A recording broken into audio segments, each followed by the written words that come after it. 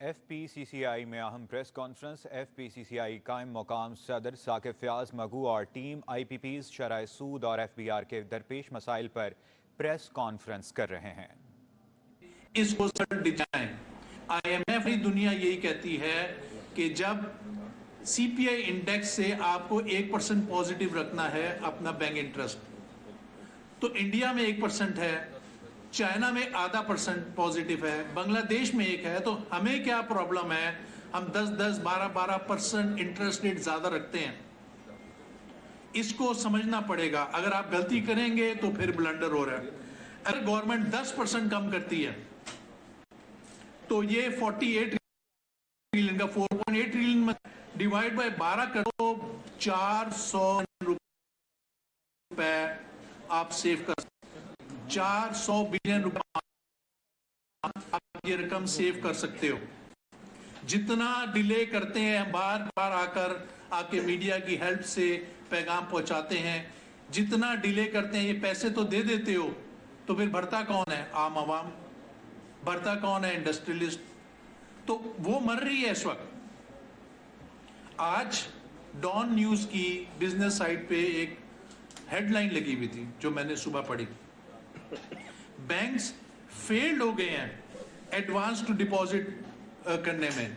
यानी कि बैंक अगर 40% से कम लोन दे तो उस पर 55% टैक्स लग जाता है। अगर 50% से ऊपर लोन दे तो 40% लगता है। यानी कि बैंक 15% उनको एक्स्ट्रा टैक्स पड़ रहा है। बैंक पैसे नहीं दे सक रहे लोगों को, या लोगों की कैपेसिटी नहीं है बैंक से पैसे लेके इंडस्ट्री लगाने की। लोग पैसे बोरो नहीं कर रहे। क्या वजह है? ये गलत फैसले। जब आप गलत, इतने हाई इंटरेस्ट रेट पे कौन आदमी बोरो करेगा? कैसे इकॉनमी चलेगी? एक ही बात को हम रिपीट कर रहे हैं और बार बार आकर बता रहे हैं कि गलती की गुंजाइश नहीं है। इस वक्त ये मुल्क ICU में चला गया हुआ है, वेंटिलेटर पे चला गया है। उसको निकालना है हमें मेहनत जरूरत है। ये गलतियां आपके लिए बहुत आसान है कि यहां मिस्टेक की, ले लिया। मिस्टेक की गुंजाइश नहीं है। नुकसान हो रहा है, कंटिन्यूसली नुकसान हो रहा है। आपको एक और मजे की बात बताऊं, डिपॉजिट टू इन्वेस्टमेंट जो इस वक्त हुई हुई है वो 97.5% हुई हुई है। यानी कि वो पैसा बैंकों में पड़ा हुआ है जो कि 31 ट्रिलियन रुपए लोगों का पड़ा हुआ है। उसमें T-बिल और PIBs खरीदे गए। वो कोई इकॉनमी में नहीं है। मैं आपको दूसरे एंगल से बात समझाना चाह रहा हूं कि वो पैसा T-बिल्स एंड PIBs में पड़ा हुआ है। वो पैसा जब तक मार्केट में नहीं आता, ये 31 जो डिपॉजिट है, इकॉनमी चलेगी। 31 ट्रिलियन जो लोगों का डिपॉजिट बैंक में पड़ा हुआ है, जो कि 22 ट्रिलियन होता था। अगर पिछले साल आप डाटा देखें तो 22 ट्रिलियन था, जो अभी 31 हो गया, क्योंकि कौम सारी की सारी कौम सूदी होती जा रही है। काम करने की क्या जरूरत है? बैंक में पैसा रखवाओ, 17% ले लो। काम कौन करेगा? तो जब काम नहीं करेगा तो फिर एम्प्लॉयमेंट कैसे जनरेट होगी? एक्सपोर्ट आएगी, गवर्नमेंट को टैक्स कैसे मिलेगा? अब जो 22 और 31 का डिफरेंस है वो 9 ट्रिलियन रुपए है।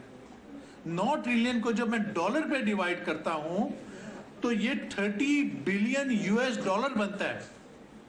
जस्ट इमेजिन, अगर आप इंटरेस्ट रेट सिंगल डिजिट करते हैं तो ये पैसा हमारे मुल्क की इकॉनमी में आएगा। 30 बिलियन US$, 9 ट्रिलियन रुपए जब मेरी मुल्क की इकॉनमी में आएगा तो इस पे कितनी फैक्ट्रियां चलेंगी, कितनी एम्प्लॉयमेंट रेट होगी, कितना टैक्स मिलेगा, कितनी। इस वेंटिलेटर पे चला गया है। उसको वेंटिलेटर से निकलना है। हमने सही फैसले करने हैं और सही टाइम पे फैसले करने हैं। जैसे मैंने बताया, एक गलत फैसला 1 महीना 400 बिलियन रुपए का है। हम क्या कर रहे हैं? क्यों नहीं समझ रहे इस बात? हमारा मुल्क अभी नॉर्मल नहीं चल रहा। हमें ये सख्त फैसले करने पड़ेंगे और टाइमली डिसीजन लेना पड़ेगा। सैलरी की लास्ट जो आदमी FPCCI कायम मकाम सदर साकिब फयाज मगू और टीम IPPs शरह सूद और FBR के दरपेश मसाइल पर प्रेस कॉन्फ्रेंस कर रहे हैं।